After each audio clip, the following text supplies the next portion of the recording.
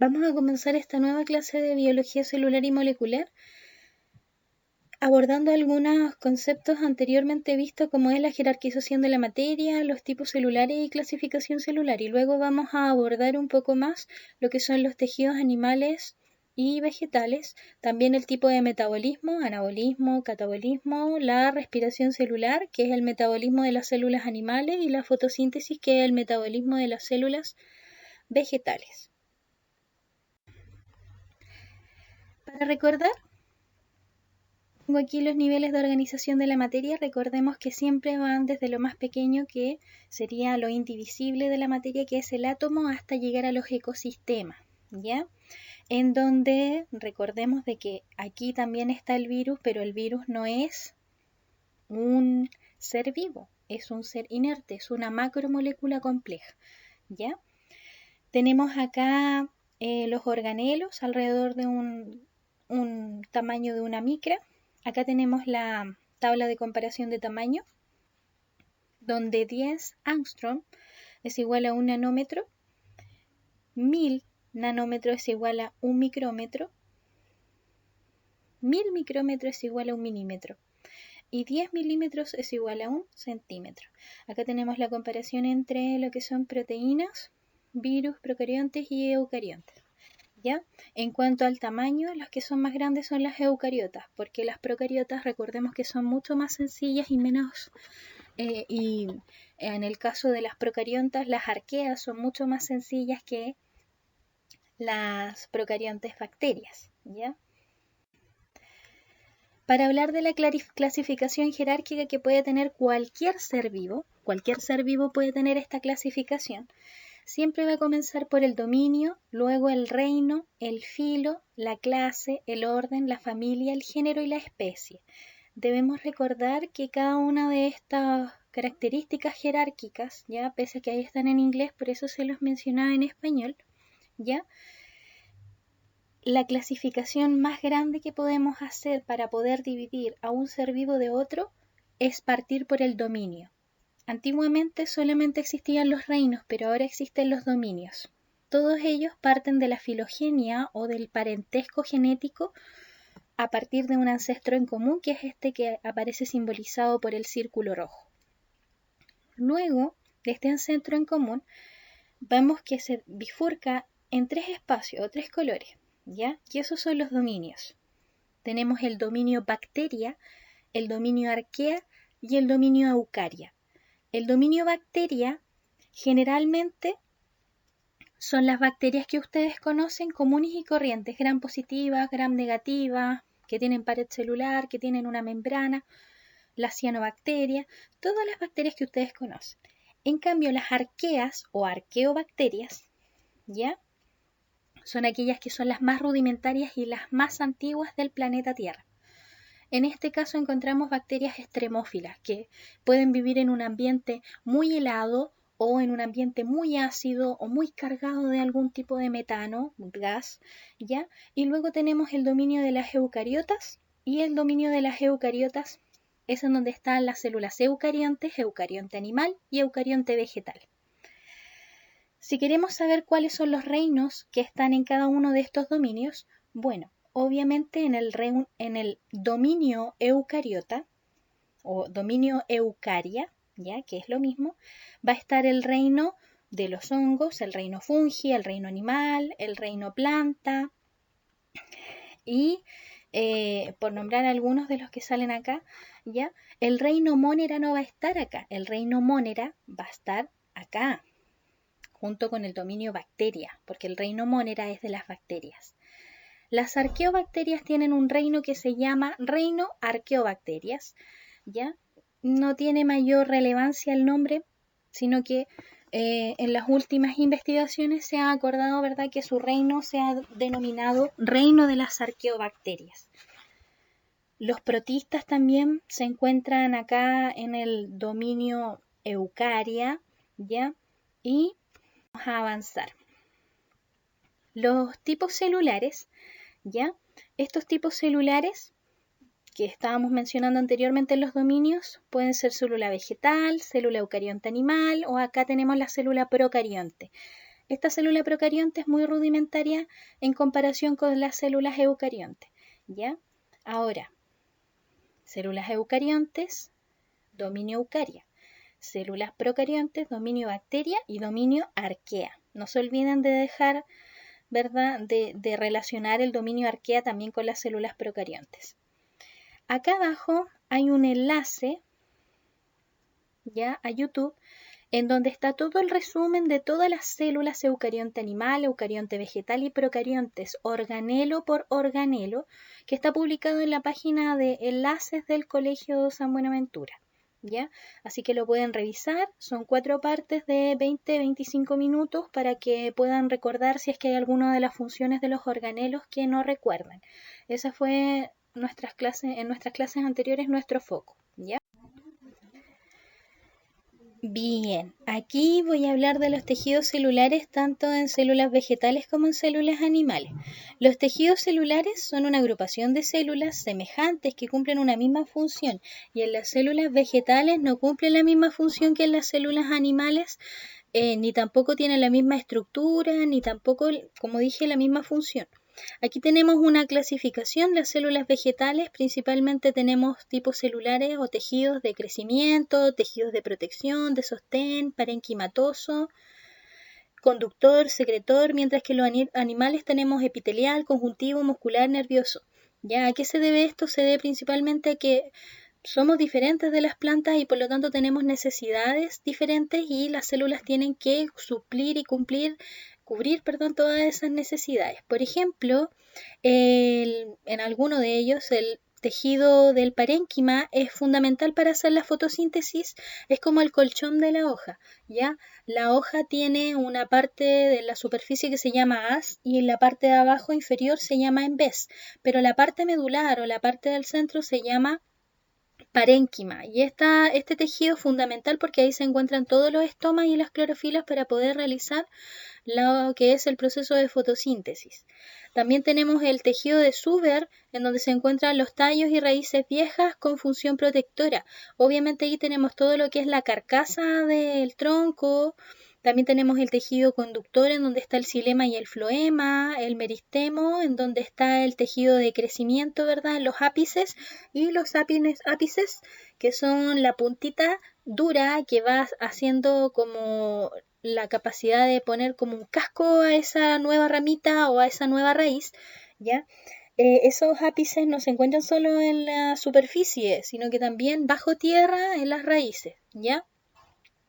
El tejido epidérmico, ¿verdad? El que se encuentra en la hoja. Y en el caso de los tejidos animales, tenemos tejido nervioso, adiposo, muscular, conectivo, el tejido de los huesos, intestinal, el tejido epitelial. Y cada uno de ellos también cumple diferentes funciones, al igual que en las plantas. El tejido nervioso ayuda a la comunicación celular, el adiposo a la reserva de energía, el tejido muscular a la contracción y los movimientos. El tejido conectivo ayuda a hacer el soporte, ¿verdad? Y la conexión entre unos y otros órganos. El tejido epitelial recubre todo nuestro cuerpo y también ayuda a secretar sustancias como hormonas o también la transpiración. El tejido intestinal ayuda, ¿verdad?, a la superficie de absorción de nuestro intestino. El tejido de los huesos, ¿verdad?, también está conectado con los capilares, por lo tanto tiene que haber ahí una conexión, pero cada uno de los tejidos tiene una función específica. Lo que yo quise lograr con este apartado es que ustedes puedan denotar de que cada una de las funciones, tanto para las plantas como para los animales, cada una de las funciones de los tejidos está relacionada con la característica del ser vivo. Y a su vez, la función de la célula va a estar directamente relacionada con la estructura que tiene. Ya, si es que es cúbica o si es que es una célula plana o si es que es una célula multinucleada que tiene más de un núcleo o si es que es una célula, cada una de las características que tenga va a estar como base el qué función va a estar cumpliendo para cómo va a ser esa estructura que presente. Bien, acá tenemos muchas fotografías ya de, si se fijan, cada uno de los tejidos vegetales que hablamos en la diapositiva anterior.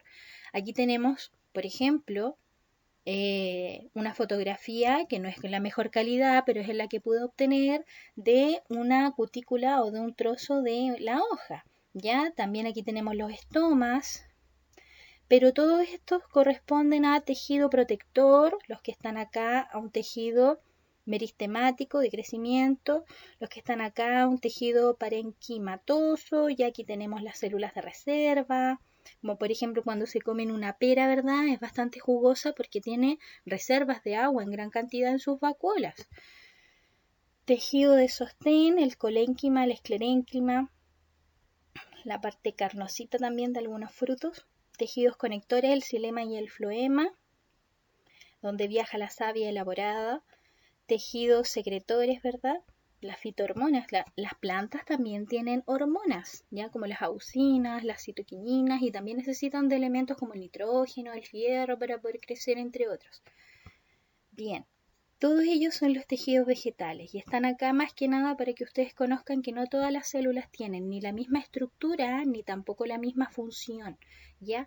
Cada uno de los tejidos vegetales, como también los tejidos animales, tienen su función específica para proteger, para hacer de sostén de la planta, para ayudarla a crecer, a transportar sustancias, es decir, conductores. Cada uno tiene una función. Bien, más de lo mismo de lo que hablamos de los tejidos vegetales, pero ahora con los animales, ¿verdad? Se nos hace un poco más conocido. Aquí están los tejidos epiteliales, tejido conectivo, muscular y nervioso. Acá, en el tejido epitelial, ¿verdad? Podemos reconocer que aquí dice alveolos. Sabemos inmediatamente que corresponde a una célula de nuestros pulmones, el interior de nuestro pulmón, que permite el intercambio gaseoso. Cilíndrico en el duodeno, yeyuno e ilion, las partes del intestino delgado, ¿verdad? Que nos ayudan a realizar la absorción de nutrientes, son células cilíndricas, mientras que las de los alveolos son células planas. Tejido de la tráquea, tejido de la tiroides que se encuentra acá en nuestra garganta, ¿verdad? Y permite la regulación hormonal. Tejido conectivo, acá me voy a saltar algunas, por ejemplo, el de la aorta, que es muy importante, esa arteria tan importante y fundamental de nuestro corazón, ¿verdad? Vean que dice que tiene un tipo de célula que es más elástica, porque obviamente necesita recibir, contraerse, relajarse mucho para que pase todo ese flujo de sangre rápidamente. Tejido muscular, tenemos muscular liso, estriado, músculo cardíaco. Y ojo, que el músculo del corazón no solamente tiene un tipo de músculo, sino que tiene más porque tiene diferentes capas musculares, el endocardio, el miocardio, el pericardio, ¿ya? Va a depender de si es más externa o interna la capa muscular del corazón. Tejido nervioso, tenemos las neuronas, los oligodendrocitos, todas estas son células glía, ¿ya?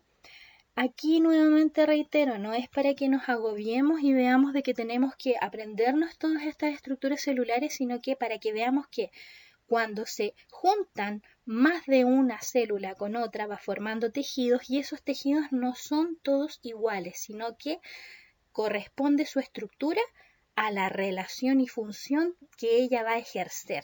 ¿Ya?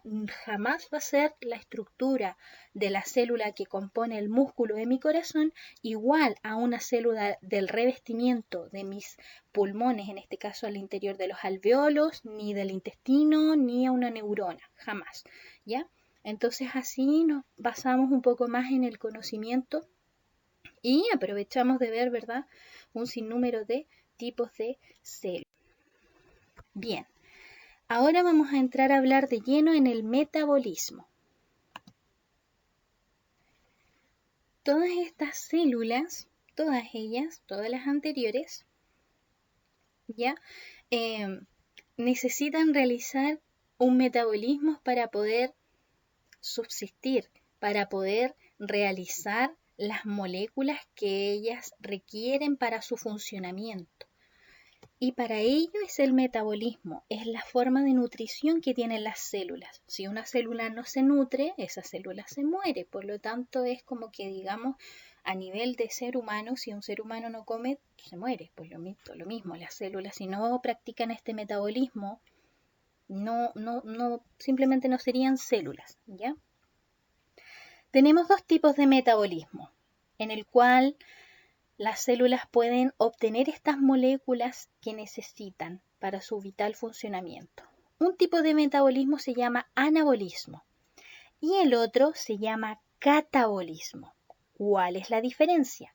En el anabolismo yo comienzo como célula a trabajar con moléculas pequeñas y sencillas y a partir de ellas necesito energía, consumo energía para poder formar moléculas más grandes. Estamos hablando de monómeros, lo más pequeñito, para construir algo más pequeño, más grande, un polímero, de algo pequeño a algo grande. Por ejemplo, aquí van a trabajar con aminoácidos, valina, leucina, metionina, hay 22, recuerden, 22 esenciales. Se van a juntar unos aminoácidos y van a dar origen a una proteína, pero con consumo de energía para construirla. Este anabolismo está presente, por ejemplo, en reacciones de las plantas como la fotosíntesis, en las células animales, por ejemplo, en la síntesis de proteínas, también en la replicación de ADN, pero siempre van a ser desde menos a más, de lo más pequeño a lo más grande. En cambio, el tipo de metabolismo que se llama catabolismo es todo lo contrario. A partir de una molécula grande va a dar origen a moléculas pequeñas. Es decir, yo ahora no voy a formar la proteína, sino que a partir de la proteína yo la voy a de alguna manera desintegrar para obtener moléculas más pequeñitas, que en este caso serían los aminoácidos. Y por medio de ese rompimiento de enlaces, yo voy a tener una liberación de energía, ¿ya? Ejemplo, tenemos la glicólisis, que la vamos a ver inmediatamente, el catabolismo de los lípidos, azúcares, el catabolismo de los carbohidratos, en donde tenemos una molécula grande y la vamos a romper en moléculas más sencillas, siempre con liberación de energía. Al romper enlaces se libera energía, ¿ya? O también el proceso puede ser catabólico porque conlleve a formar moléculas de energía. Solamente esos dos tipos de metabolismo existen en cuanto a la obtención de materiales y energía, anabolismo y catabolismo.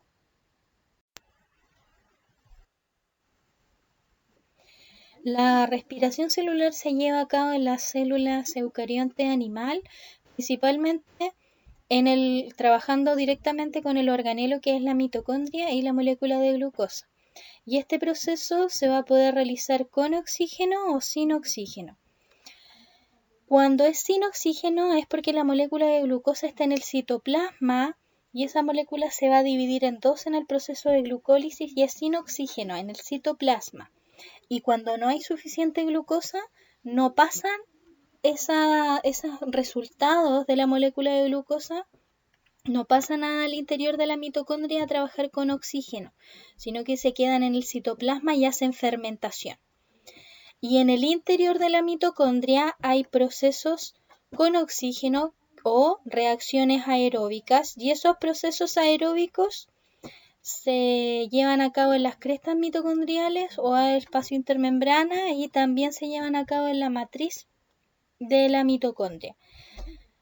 Tenemos que recordar de que esta molécula de glucosa es vital para el proceso de respiración celular porque esta glucosa se va a dividir en dos y esas dos moléculas que va a producir se van a llamar ácido pirúvico o piruvato y nos van a ayudar a poder obtener el ATP, que en este caso por una molécula de glucosa vamos a obtener 38 ATP. La primera etapa de esta respiración celular se llama glucólisis. Simple, por favor, la glucólisis es cuando tenemos la molécula completa de glucosa y esta molécula de glucosa la vamos a partir en dos. Entonces, si la molécula de glucosa tenía 6 carbonos, C6H12O6, ahora va a quedar por la mitad. Va a quedar, en vez de 6 carbonos, 3 carbonos.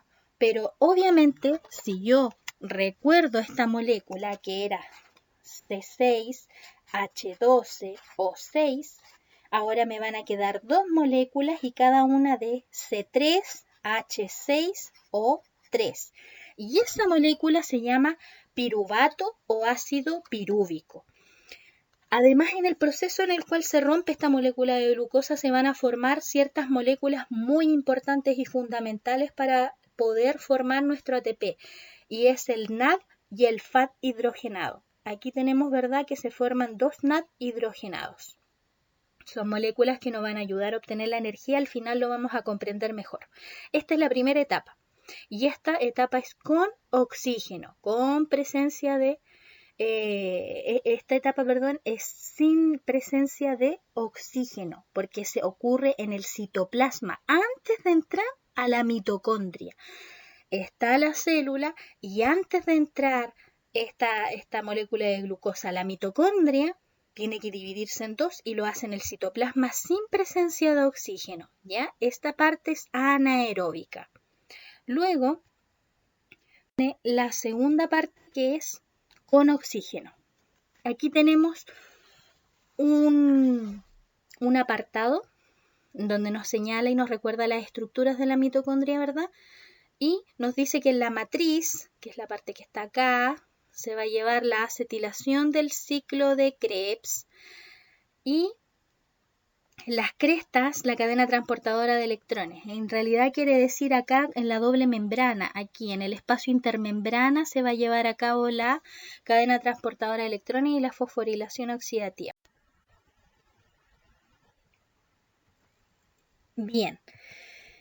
La segunda patita de la respiración celular después de la glucólisis viene siendo con oxígeno al interior de la mitocondria en la matriz mitocondrial. Entonces, como tenemos dos piruvatos, cada uno de ellos va a realizar el proceso. Les voy a narrar a continuación. El primero es la acetilación, en donde el piruvato se va a oxidar y va a producir una molécula de dióxido de carbono y se va a unir a una coenzimo A y va a formar la acetilcoenzimo A. Y esa acetilcoenzimo A va a dirigirse al ciclo de Krebs. El ciclo de Krebs, ¿ya? Cuando entra esa acetilcoenzimo A al ciclo de Krebs se produce un sinnúmero de reacciones, de verdad que son muchas, y todas estas reacciones van a ir produciendo NAD y FAD hidrogenado. Además se va a liberar CO2 y se van a formar moléculas de ATP. ¿Cuántas moléculas de ATP se van a formar? Se van a formar dos, porque el proceso que acabo de explicar desde un piruvato, liberación de CO2, unión a coenzimo A, formación de acetilcoenzimo A, ingreso al ciclo de Krebs, formación de NAD y FAD hidrogenado, todo eso es con un piruvato o ácido pirúvico, y recuerden que son dos, porque la glucosa da origen a dos ácidos pirúvicos. Y bien, todos estos NAD y FAD hidrogenados, ¿ven? Con hidrógeno, van a ir ahora a la etapa final de la respiración celular, que es la cadena transportadora de electrones.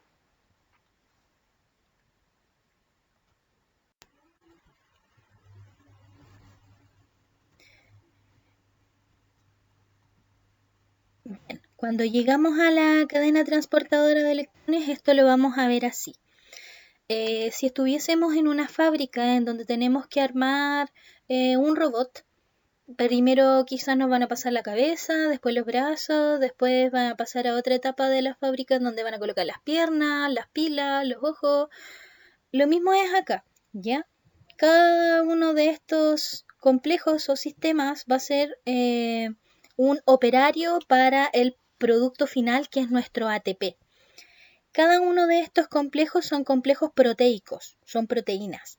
Y como aquí vemos, está el NAD y el FAD, que son nuestros productos iniciales, y están soltando o liberando todos sus hidrógenos. Todos sus hidrógenos, ¿ven? De color rojo, miren, ahí va, de color rojo, y lo liberan hacia estos complejos. Y en estos complejos se van pasando de mano en mano, es decir, van pasando por una proteína, después van a otra, después van a otra, después van a otra, hasta llegar a la última, y en la última se produce la magia. Vamos a ver entonces, aquí tenemos la membrana o el espacio intermembrana aquí de la mitocondria, ¿ya? Y aquí tenemos los complejos, cada uno de estos son las proteínas. Entonces, lo que va a suceder es que el NAD y el FAD hidrogenado van a liberar su hidrógeno hacia el interior, ¿ven? Hacia el espacio intermembrana, hacia el espacio que está aquí, este espacio intermembrana. entonces aquí se va a llenar de una concentración alta en protones. Y a su vez, como se está rompiendo un enlace de hidrógeno, se van a ir liberando también electrones. Entonces en el otro lado, en el otro espacio, se va a ir llenando de electrones. Y estos protones, su trabajo va a ser el de pasar por este último aceptor de protones, que es la ATP-ASA. La ATP-ASA va a tener adenosín difosfato. Ella lo va a tener.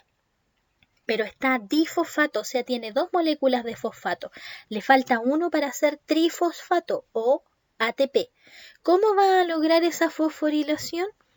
Con la ayuda de este protón de hidrógeno.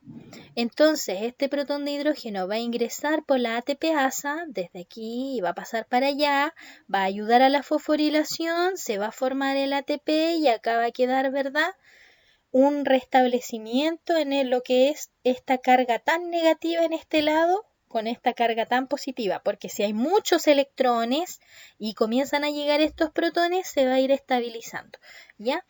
Y es así como finalmente, de forma muy sencilla lo he explicado, van a obtener los ATP necesarios, la mitocondria, para que podamos hacer cada una de las actividades que conocemos, desde respirar, dormir, caminar, porque no podemos hacer nada sin ese ATP, sin esa energía. Y todo ello gracias a la mitocondria y a la molécula de glucosa.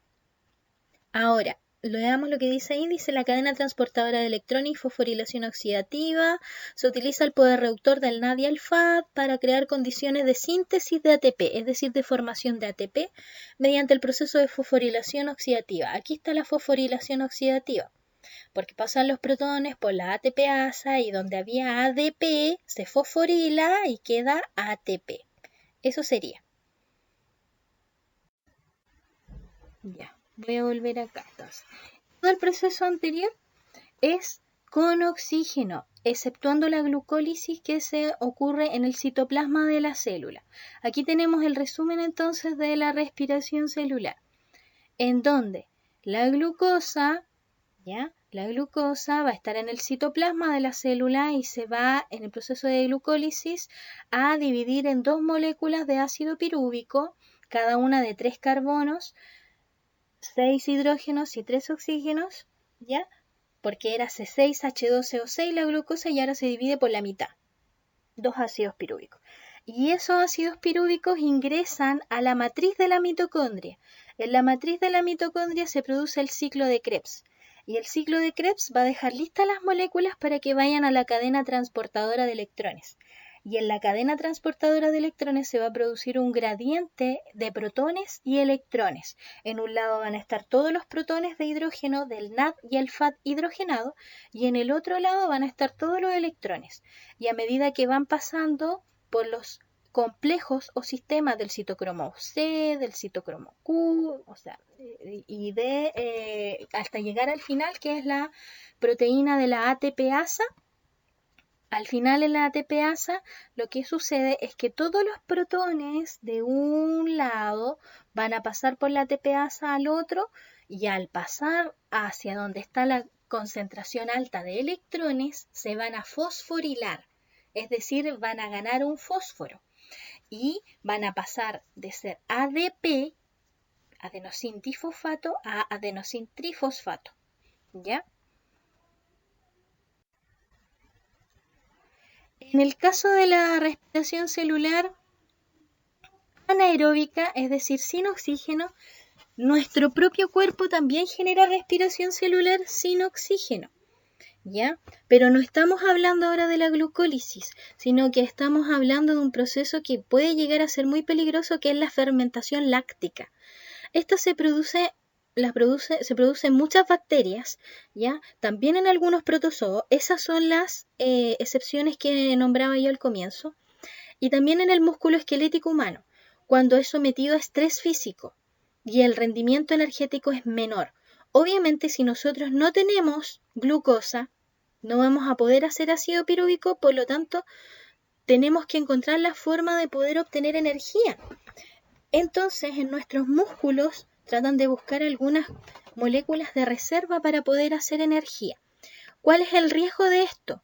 pueden buscar con mayor profundidad el ciclo de Cori, porque en el ciclo de Cori comienzan a trabajar, ¿verdad?, con otras moléculas, como por ejemplo las grasas u otro, pero al degradar o trabajar no solamente con glucosa, sino con estas otras moléculas, se comienzan a producir un aumento en nuestro cuerpo de cuerpos cetónicos, que son los desechos que deja ese tipo de metabolismo que no es un metabolismo con glucosa. Y esos desechos, que son los cuerpos cetónicos, comienzan a elevar el grado de acidez de nuestro cuerpo. Y es tan grave porque comienzan a sobreexigir el funcionamiento de nuestro hígado, pero mucho más, y también de nuestros riñones, y se comienza a aumentar la acidosis en el cuerpo a tal punto que la persona incluso podría fallecer. ¿Ya? Es muy peligroso. Lo pueden buscar en profundidad como el ciclo de Cori. Y como les digo, también lo utilizan bacterias y algunos protozoos. Y nosotros también en nuestros músculos, cuando no tenemos la glucosa necesaria. También tenemos la vía anaeróbica sin oxígeno, que se llama fermentación alcohólica. Y esta la desarrollan las levaduras, es decir, algunos hongos unicelulares, esa es la levadura, y algunas bacterias. Y esta fermentación alcohólica es la base de las siguientes aplicaciones en la alimentación humana: el pan, la cerveza, el vino, entre otras.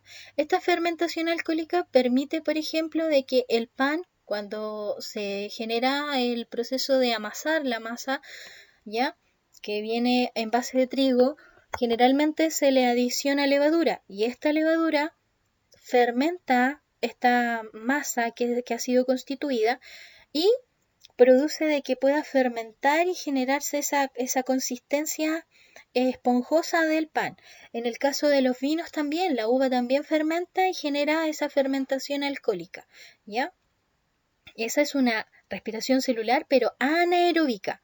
Entonces, respiración celular anaeróbica, tenemos la fermentación alcohólica y la fermentación láctica. Bien. Ahora vamos a hablar de la fotosíntesis. En el caso de la fotosíntesis, lo primero que tenemos que tener en cuenta es que es un metabolismo para las plantas.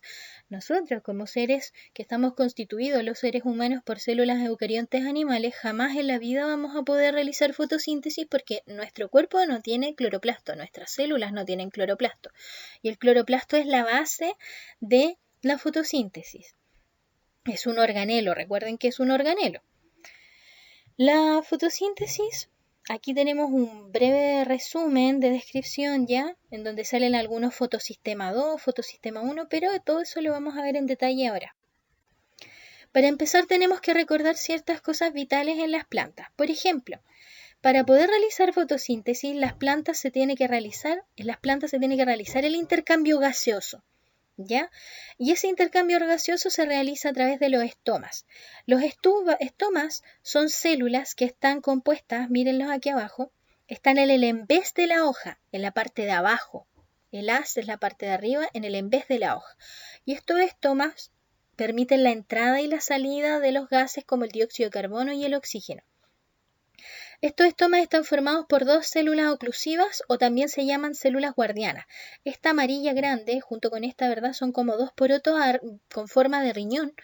Estos son los estomas, ¿ya? Pero el conjunto de ellas dos. Y estas dos células se llaman células guardianas o células oclusivas. Y ustedes pueden fijarse que aquí tienen unos pequeños puntitos verdes, y esos puntitos verdes son los cloroplastos. Entonces es muy lógico que la entrada y la salida de oxígeno y de CO2 me permita a mí realizar la fotosíntesis alrededor en las células oclusivas o guardianas, porque aquí están los cloroplastos, ¿ya? Aquí abajo, curiosamente, les quise mostrar lo que obtuve en el laboratorio junto a algunos alumnos a través de la planta de cardenal que está al lado de la iglesia de San Francisco. Ya, le puse la fotito para que se puedan recordar. Esta fotografía fue tomada en el laboratorio del colegio, ¿ya? Y esta fotografía fue tomada en un aumento en 1000x, es decir, el aumento del ocular más el objetivo. Entonces, aquí yo les hice un zoom y podemos ver de que está nuestro estoma. Y aquí nuestro ostiolo, que es la parte de al medio, ya está cerrado. Los estomas se pueden cerrar y se pueden abrir. Obviamente en días calurosos los estomas van a estar cerrados para evitar la pérdida de agua, porque si estuviesen abiertos, por ahí va a entrar gases con y también va a entrar una temperatura elevada y la planta se va a marchitar. ¿Ya? El cloroplasto, aquí podemos ver, ¿verdad?, que en su interior tiene muchas pilas de tilacoides. Los tilacoides son una especie de monedita. Cuando tenemos una pila grande se llama grana o granos, ¿ya? También tenemos una parte en el interior que donde no están las pilas se llama espacio tilacoideo o estroma, que es como la parte oscura o sin luz, ¿ya? Si entramos a una bodega en donde hay muchas pilas de bidones, el lugar donde no haya una pila de bidón va a ser el estroma y en una pieza cerrada obviamente, sin luz, ¿ya? Entonces, este cloroplasto tiene una particularidad y es que absorbe y trabaja con los fotones que provienen de la luz solar. Ahora, este cloroplasto, como ustedes pueden ver acá, muestra una luz absorbida y una luz reflejada. La clorofila, que es una molécula, un pigmento, absorbe todas las longitudes de onda visible menos el verde, porque el verde se refleja. Y como el verde se refleja, nosotros vemos la mayoría de las plantas de color verde. Aquí tenemos la longitud de onda, cómo se está explicando, ¿ya? Y la percepción que nos da a nosotros. Pero esa es la explicación más general que yo les puedo dar. Los pigmentos de los cloroplastos absorben la luz azul, la roja, los colores más efectivos en la fotosíntesis. Y los pigmentos reflejan o transmiten la luz verde. Por eso las hojas se ven verdes. Aquí tenemos nuevamente la estructura de los cloroplastos, ¿verdad? Bien, para hablar propiamente tal de la ecuación general de la fotosíntesis, debemos decir que 6 moléculas de CO2, 6, más 6 moléculas de agua, más energía, me van a producir glucosa más 6 moléculas de oxígeno. Esta es la ecuación general de la fotosíntesis, reactantes y productos. Obviamente acompañado de enzimas y de la clorofila, porque la clorofila es la encargada de poder trabajar con los fotones de luz en los fotosistemas, ¿ya? ¿Es una reacción endergónica o exergónica? ¿Ya? Se los voy a dejar como tarea porque debiesen comprender desde que hablamos sobre el metabolismo de anabolismo y catabolismo, deberían poder ustedes decirme si es endergónica o exergónica, es decir, si libera energía o si necesita energía. Además, cuando expliqué esta ecuación, lo acababa de decir. Las etapas de la fotosíntesis. Todos sabemos desde pequeñitos, ¿verdad?, que la fotosíntesis tiene una etapa o una fase clara y una fase oscura. Y todos piensan de que la fase clara es con luz, y están en lo correcto, y que la fase oscura es sin luz. Están en lo correcto. Pero no es que la fase luminosa ocurra solo de día y la fase oscura solo de noche. No, porque cuando dice etapa oscura se refiere a que al interior del cloroplasto el cloroplasto no tiene luz, no tiene una lamparita en el interior, por lo tanto no se realizan los tilacoides, se realiza en el estroma. Y eso es a lo que se refiere con etapa oscura, que se realiza en el estroma, en el espacio como vacío que queda al interior del cloroplasto. No se realizan los tilacoides. La reacción lumínica, etapa clara, es un proceso dependiente de luz, requiere de energía de la luz para fabricar ATP y moléculas portadoras de energía NAD. ¿Nos suena ahí, verdad?, que estas van a ser las precursoras de poder formar nuestro ATP después. Y estas van a usarse en la segunda etapa. Y acá, en la reacción luminosa, existen dos fotosistemas, el fotosistema 2 y el fotosistema 1. Y el ciclo de Calvin-Benson es la etapa oscura, es la etapa independiente de luz. Los productos de la primera etapa más dióxido de carbono son utilizados para formar los enlaces de carbono-carbono de los carbonos. Bien, acá podemos ver la fase clara. En la fase clara yo voy a tener dos fotosistemas, el fotosistema 2 o P6 P80 y el fotosistema 1 o P700. ¿Ya? Esto se refiere a la longitud de onda también que recibir. Acá tenemos el cloroplasto, tenemos nuevamente las estructuras y tenemos, ¿verdad? Aquí está el cloroplasto ahora y acá está una pila de tilacoides. Aquí es en donde se van a realizar y ubicar los fotosistemas, el fotosistema 2 y el fotosistema 1, aquí con luz. Y luego en el citoplasma, por así decirlo, en el espacio, en el estroma al interior de este cloroplasto, se va a producir la fase oscura. La fase luminosa va a ocurrir aquí con el fotosistema 1, que está asociado a las moléculas de clorofila que absorben las longitudes de onda larga de 700 nanómetros y se conoce como P700, en la membrana del tilacoide, es decir, aquí, la membrana del tilacoide. Y el fotosistema 2 está asociado a moléculas de clorofila que absorben una longitud de onda de 680 nanómetros, por eso se denomina P680, y se produce en las membranas apiladas en todo el grana, en todo esto, ya no solo en una. La fase luminosa ahora en todo su esplendor. Vamos a estar aquí explicando en los granas, aquí en los tilacoides. Primero tiene que haber el rompimiento de una molécula de agua y se van a liberar electrones, y esos electrones van a ayudar a que el fotón que viene de luz pueda comenzar a trabajar en la membrana del tilacoide. Se van a ir transportando estos electrones porque vienen muy sobrecargados de energía, y van a activar la molécula de clorofila. Y esta molécula de clorofila, con todos estos electrones, con el rompimiento de la molécula de agua, más los que trae el fotón de luz, ya se van a reactivar esta molécula y se va a formar un ATP. A su vez, estos electrones van a ir saltando y van a ir generando una energía. Y luego van a pasar al fotosistema 1. En el fotosistema 1 va a estar la molécula de clorofila P700. Van a volver a hacer el mismo proceso y en este proceso del fotosistema 2 más el fotosistema 1 se van a ir formando NAD hidrogenados. Estos van a ir directamente al ciclo de Calvin o la fase oscura. En la fase oscura se va a utilizar la energía química obtenida en la fase luminosa. Se va a obtener también, se va a poder trabajar con CO2, con los nitratos, los sulfatos y así asimilar el carbono, el hidrógeno y el sulfuro o azufre. Con el fin de sintetizar los glúcidos, recuerden que en biología sintetizar es formar los aminoácidos y otras sustancias. En el ciclo de Calvin-Benson en la fase oscura es principalmente para fijar el CO2, ¿ya? E intervienen una serie de enzimas, pero la más importante es la rubisco, o su nombre sin abreviar, ribosa 1,5 difosfato, carboxilasa u oxidasa. Eso va a depender porque esta enzima, ¿ya?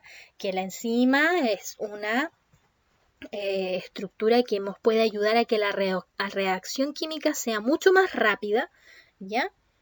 Esta enzima puede actuar como carboxilasa o como oxidasa, y eso va a depender de la concentración del dióxido de carbono. Si la concentración es baja, va a funcionar como oxidasa, mientras que si la concentración es alta, va a actuar como carboxilasa. Bien, y en lugar, dice, de ayudar a la fijación del CO2 mediante el ciclo de Calvin, se produce la oxidación de glúcidos hasta dióxido de carbono y agua. Y al proceso se le conoce como fotorrespiración. Ahora, este proceso es muy importante de comprender porque la planta no solamente realiza fotosíntesis porque ella lo quiera, sino que realmente para obtener sus nutrientes de glucosa y poder estar realizando su metabolismo, pero además la planta hace algo que no muchos consideran y es que la planta respira. Hay un momento en donde la planta absorbe CO2 y libera oxígeno, ¿ya?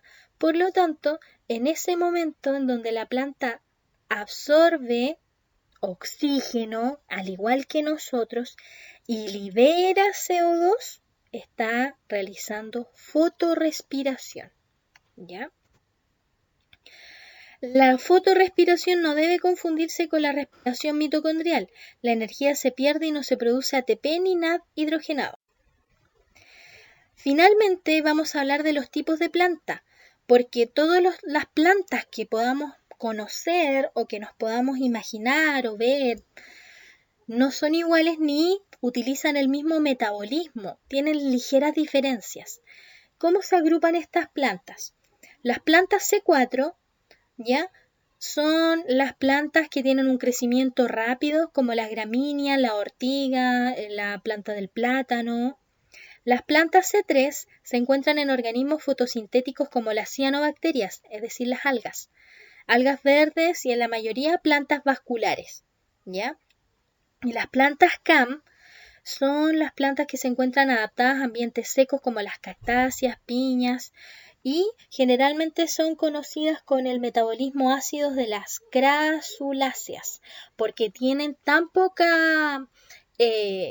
acceso a ciertas cosas vitales como el agua, están sometidas a estrés térmico porque hay temperaturas extremas con muy altas temperaturas y después muy bajas temperaturas, entonces tienen que reducir al mínimo la fotorrespiración para no perder agua de día y de noche también mantener una temperatura adecuada. Entonces las plantas C4, C3 y las CAM realizan también la fotosíntesis y la fotorrespiración, pero con ligeras diferencias adaptadas a las necesidades de cada una de ellas. Bien, finalmente aquí tenemos un resumen del metabolismo en células animales. Recordemos primero que empezaba con la glucólisis en el citoplasma y aquí en el citoplasma se rompía la molécula de glucosa formando dos piruvatos y esto podía ir con oxígeno al interior de la mitocondria y al interior de la mitocondria cada uno de los piruvatos iba a ser primero el ciclo de Krebs y después se iba a ir al espacio intermembrana a generar el gradiente de protones y electrones para poder formar el ATP. Y eso era cuando estaba sin oxígeno aquí en el citoplasma y después iba a estar con oxígeno adentro de la mitocondria. Pero también hay opciones en donde no hay mucha glucosa, por lo tanto hay muy pocos piruvatos y se produce la fermentación láctica o la fermentación alcohólica, ¿ya? Y eso es sin oxígeno también y se realiza en el citoplasma. Y acá tenemos un cuadro resumen que muestra cuánto ATP se genera en el citoplasma, cuánto en la matriz mitocondrial y cuánto en la fosforilación oxidativa o cadena transportadora de electrones, tanto para el ácido pirúvico como en el ciclo de Krebs, y nos da un total de 38 ATP, ¿ya? En el caso del metabolismo en células vegetales, recordemos que se genera en el cloroplasto.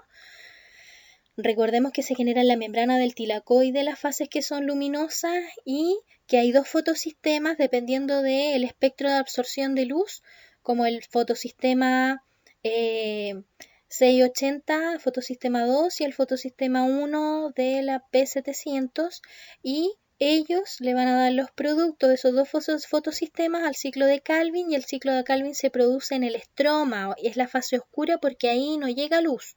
La luz o el fotón de luz la va a captar la clorofila en los fotosistemas 1 y 2, acá en la grana, en todos los tilacoides acá, pero no en el estroma, ¿ya? Y este resumen dice exactamente lo mismo, que las reacciones que capturan energía se generan en el tilacoide. Aquí tenemos el resumen de que están en los fotosistemas y los resultados, ¿verdad? Que se genera ATP y NAD hidrogenado. Y la fase oscura o la fijación del carbono, tenemos el ciclo de Calvin-Benson, lo que se genera, se produce en el estroma, ¿ya? Y hasta ahí sería el resumen de metabolismo para las células animales y las células vegetales. Espero que les haya quedado claro, espero que puedan ir pausando el video en la medida de que puedan ir trabajando con él. Voy a estar atenta a las dudas y las consultas como siempre por la plataforma del Classroom y también vía correo personal. Y el próximo temario a profundizar van a ser las funciones de las células.